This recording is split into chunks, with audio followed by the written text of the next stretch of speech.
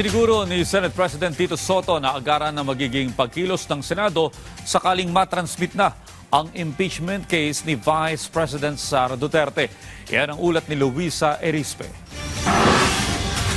I will act on it with dispatch, definitely forthwith.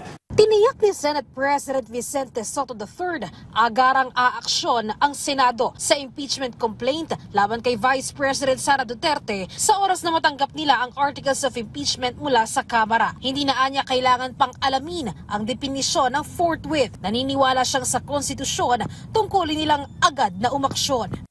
As soon as the Senate receives it, I will inform the Senate and refer it to the Committee on Rules.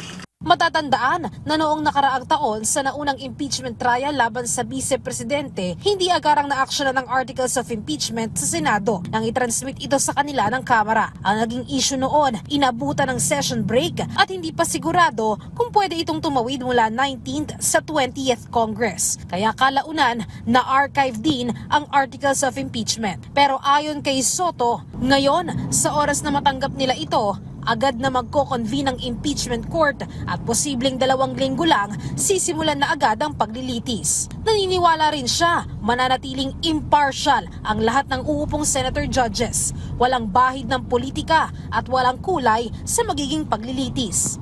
I would like to think that all 24 senators are impartial and should be and must be impartial. We must be impartial, we should look impartial.